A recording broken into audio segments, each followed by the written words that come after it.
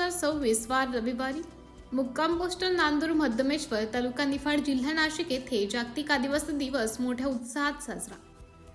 श्री क्षेत्र नांदूर मध्यमेश्वर येथे कैलासवासी तात्यासाहेब बोरस्ते माध्यमिक आणि उच्च माध्यमिक विद्यालय तसेच जिल्हा परिषद सेमी इंग्रजी शाळा नांदूर मध्यमेश्वर आणि ग्रामपंचायत कार्यालय येथे आदिवासी जागतिक दिन मोठ्या उत्साहात साजरा करण्यात आला।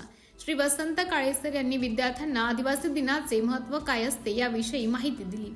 तेव्हा ते उपस्थित कार्यक्रमाचे अध्यक्ष माननीय श्री शरदनाना शिंदे, माजी जिल्हा परिषद सदस्य माननीय श्री हरिश्चंद्र भवर आप्पा, आदिवासी समाजसेवक तसेच भगवान बिरसा मुंडा बहुउद्देशीय सेवाभावी संस्था मनमाडचे सभासद श्री गोरखदादा माळी, गावातील प्रतिष्ठित समाजसेवक श्री रमेश भाऊ माळी, प्रगतशील शेतकरी श्री दीपक इकडे, श्री सोमनाथ माळी, श्री बाळासाहेब मोरे, श्री लहानू माळी, प्रकाश माळी, संदीप पगारे, गौतम पगारे, किशोर माळी तसेच शिक्षक वृंद, विद्यार्थी आणि गावातील ग्रामस्थ मोठ्या संख्येने उपस्थित होते।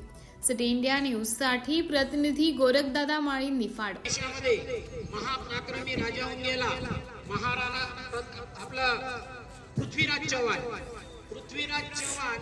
यांना धनुर्विद्येचं जे ज्ञान आपण म्हणतो ना, लक्ष्यभेदी धनुर्विद्या, या धनुर्विद्याचं ज्ञान एका आदिवासी गुरुने दिलेलं होतं। दुसरी गोष्ट, पृथ्वीराज चव्हाण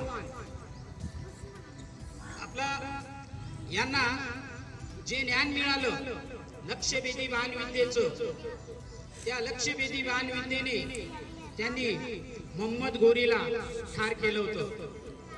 दुसरी गोष्ट, 15व्या शतकामध्ये महाराणा प्रताप यांना राणा पुंजाभील यांनी युद्धामध्ये, हळदी घाटेच्या युद्धामध्ये अत्यंत महत्वाचं योगदान दिलं।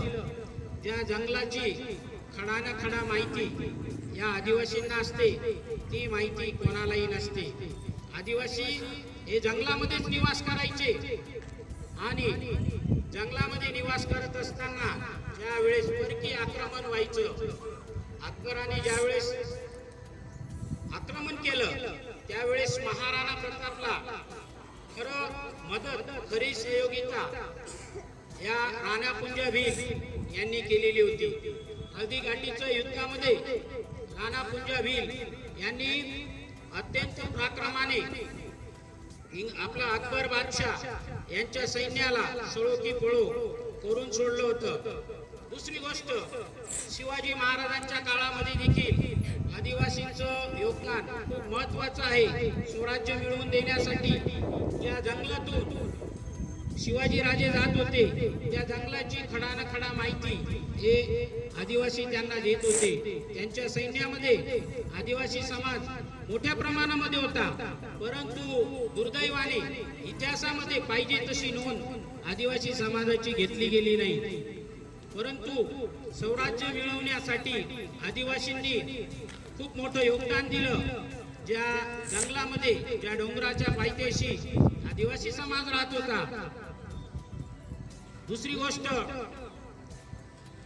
राणी लक्ष्मीबाई यांच्या काळामध्ये देखील राणी झलकारीबाई यांनी स्वातंत्र्य मिळवून देण्यासाठी 1857 क्रांतिकारक ज्यावेळेस उठाव झाला त्यावेळेस झलकारीबाई या महाराणी लक्ष्मीबाई सारख्या हुबेहूब दिसायच्या त्या लक्ष्मीबाईंना वाचवण्यासाठी यांनी राणीचं रूप धारण केलं, तशीच वेशभूषा केली आणि इंग्रजांशी त्या अतिशय शर्तीने पराक्रमाने लढल्या।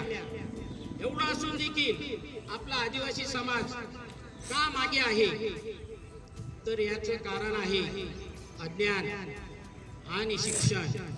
शिक्षण खूप महत्वाचं आहे। तुम्हाला जर समाजामध्ये परिवर्तन घडवायचं असेल तर शिक्षण हे सोडू नका। मत कर तमन्ना किसी को पाने की, मत कर तमन्ना किसी को पाने की, मेरे आदिवासी भाइयों तुम खुद को इतना काबिल बनाओ, मेरे आदिवासी भाइयों तुम खुद को इतना काबिल बनाओ कि दुनिया तमन्ना रखेगी तुम्हें पाने की, दुनिया तमन्ना रखेगी तुम्हें पाने की। शिक्षण सोडू नका। तुम्हाला एक छोटंसं उदाहरण सांगतो। माझे मित्र आहेत राजेंद्र बारूड, धुळे जिल्ह्यामध्ये साक्री तालुक्यात सामुडा म्हणून गाव आहे. त्या ठिकाणी त्यांचा जन्म झाला आणि जन्म झाल्यानंतर जन्माच्या आधीच त्यांचे वडील वारले. काही दारू विकायच्या. दारू विकत असताना ते लहानाचे मोठे झाले. त्यांच्या घरी दारू प्यायला माणसं यायची. एक एक दोन दोन गोट त्यांना दारू देखील द्यायचे. जिल्हा परिषद शाळेमध्ये ते शिकले. नवोदय विद्यालयामध्ये त्यांचा नंबर लागला. अक्कलकुवा नवोदय विद्यालय या ठिकाणी त्यांचं शिक्षण झालं आणि चांगले शिक्षण झाल्यामुळे आज ते जिल्हाधिकारी झाले, कलेक्टर झाले आणि आज कमिशनर आहे.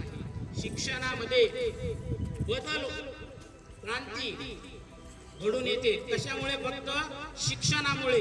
शिक्षणाला तुम्ही हत्यार बनवा आणि शिक्षण सोडू नका.